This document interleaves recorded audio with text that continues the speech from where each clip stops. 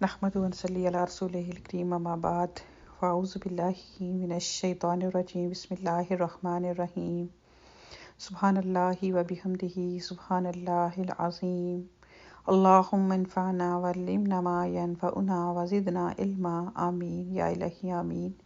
अस्सलामु अलैकुम व रहमतुल्लाहि व बरकातुहू। उम्मीद करती हूँ कि आप सब खैरियत से होंगे। इंशाल्लाह हम अपनी बुक को कंटिन्यू करते हैं। चैप्टर हमारा दीन रहमत, और आज का जो टॉपिक है वो है ज़िंदा मुलाकात।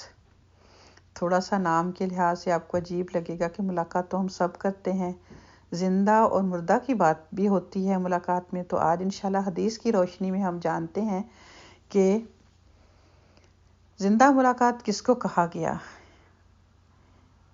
कि हदीस जो है उसका मफ़हूम है कि नबी पाक सल्लल्लाहु अलैहि वसल्लम ने फरमाया कि जो शख्स किसी से मिला और उसने उससे कुछ चखा नहीं, यानी कि कुछ खाया पिया नहीं, तो गोया कि वो मुर्दा से मिला।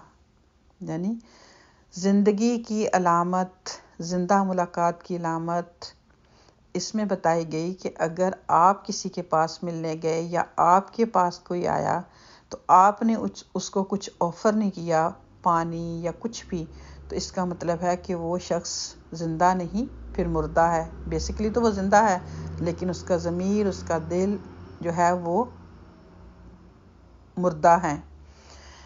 तो इस हदीस की इब्तिदाई का मतलब ये है कि जब कोई शख्स किसी से मुलाकात करे, जिससे उसने मुलाकात की है, वो उसकी कुछ तवाज़े करे, खा ये तवाज़े एक खजूर या एक गिलास पानी के ज़रिए ही क्यों ना हो। मुलाकात के वक्त मुलाकाती को खाने पीने की कुछ चीज़ें पेश करना मारूफ समाजी इखलाक है। ये सिफ्त हर इंसान में होती है, खा वो अमीर हो या गरीब, खा वो छोटा हो या बड़ा, खा वो मर्द हो या औरत। मुलाकात के वक्त कुछ पीने या खाने की चीज़ पेश करना गोया तकरीब का ज़रिया है। ये तरफ़ैन के दरमियान दूरी और अजनबियत को ख़त्म करने वाला है।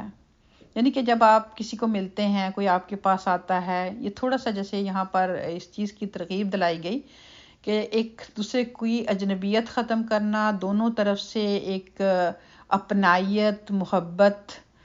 तो इसमें ये नहीं कोई कह सकता कि ये फ़लाँ पर फ़र्ज़ है तो फ़लाँ पर फ़र्ज़ नहीं है, ये मेरे लिए, ये रूल मेरे लिए लागू होता है तो फ़लाँ के लिए नहीं होता।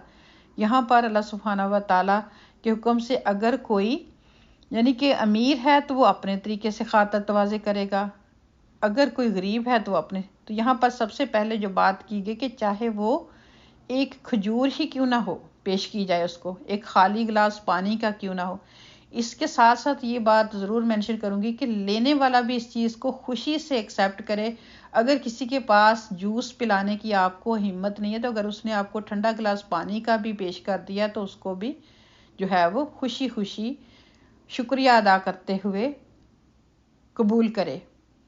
और यही चीज़ जो है हमारे माशरे में ख़त्म होती जा रही है।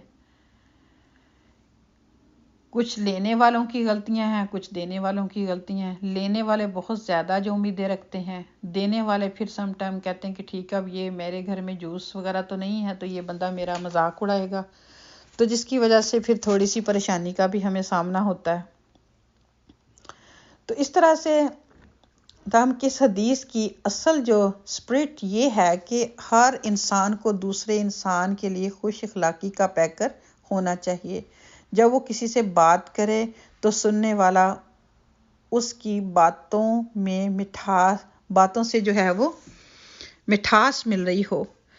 जब वो किसी का जिक्र करे तो वो उसके बेहतरीन नाम के साथ उसका जिक्र करे। यानी कि दो इंसान आपस में मिले तो तीसरे का अगर वो जिक्र कर रहे हैं तो उसका अच्छे अल्फाज में जिक्र करे।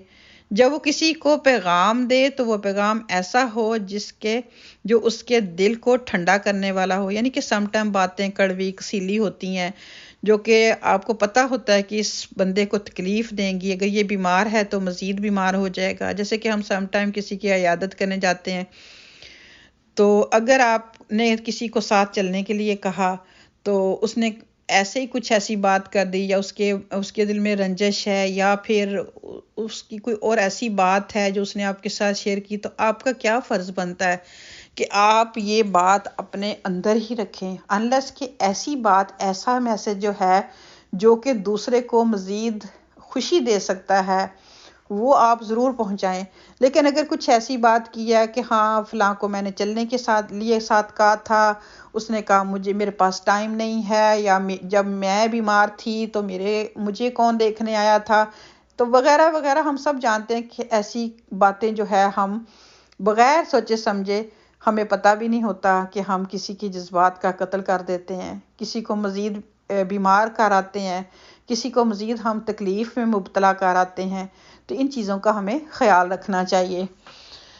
تو اسی طرح پھر کسی کا قول ہے کہ آدمی ہر آن اپنے آپ کو جو ہے وہ کریڈٹ دیتا رہتا ہے، جیسے کہ برف اپنے ماحول میں ٹھنڈک بکھیرتا ہے، یعنی کہ برف جو ہے وہ اپنے ماحول کو یا اپنے ایریے کو ٹھنڈا کر دیتی ہے، اور آگ اپنے آس پاس گرمی پھیلاتی ہے۔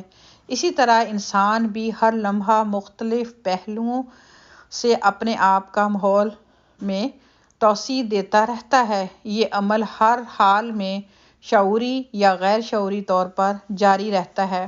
اب ایک سچے انسان کا کام یہ ہے کہ وہ اس پہلو سے اپنا نگراں بنا ہوا ہو، وہ اس بات کی مسلسل کوشش کرے کہ اس کی ذات سے ماحول کو ٹھنڈک ملے، وہ لوگوں کے لیے ہمیشہ راحت ثابت ہو، نہ کہ کسی قسم کی مصیبت۔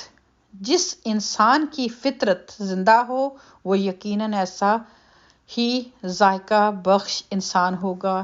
اس سے چند انسان جن کا اس سے سابقہ پیش آئے گا، وہ اس کے لیے ایک خوشگوار تجربہ ثابت ہوگا۔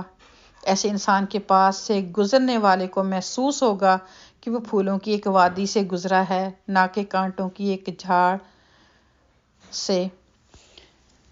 تو اب ہمیں اس ٹاپک کی روشنی میں سب کو اپنا اپنا جائزہ لینا ہے کہ جب ہم کسی سے ملتے ہیں یا کوئی ہم سے ملنے آتا ہے تو ہم کیا کرتے ہیں۔ کیا ہم ٹھنڈک بکھیرنے والے ہیں، یا پھر ہم مزید ماحول میں گرمی یا تنگی یا دل کی تنگی جو ہے اس میں اضافہ کر دیتے ہیں۔ یا تو پھر ہم جب یہاں سے گزرتے ہیں تو لوگ ہم سے اس طرح کی فیلنگ لے کے آتے ہیں کہ جیسے ایک پھولوں کی وادی سے گزرتے ہیں۔ جیسے آپ دیکھتے ہیں نا کہ پھولوں کا کیا کام ہوتا ہے، اگر آپ تھوڑی دیر کے لیے کسی خوشبو والے پھول کو ہاتھ میں رکھیں تو اس کے بعد اس کو چھوڑ بھی دیں تو آپ کے ہاتھ میں کیا ہے، پھر بھی جو ہے وہ خوشبو رہ جاتی ہے۔ تو کیا جو کانٹا ہوتا ہے تو اس کو کوئی پکڑنا بھی پسند نہیں کرتا، اس سے کانٹوں والے درخت سے پاس گزرنا بھی کوئی پسند نہیں کرتا۔ تو کیا ہم ایسا بننا چاہتے ہیں؟ اللہ سبحانہ تعالیٰ ہم سب کو اپنی اصلاح کرنے کی توفیق دے، آمین۔ انہی چند باتوں کے ساتھ آج کی بات کو کمپلیٹ کروں گی۔ اپنا بہت خیال رکھیے گا، انشاءاللہ نیکسٹ ٹاپک میں ملاقات ہوتی ہے۔ السلام علیکم ورحمۃ اللہ وبرکاتہ۔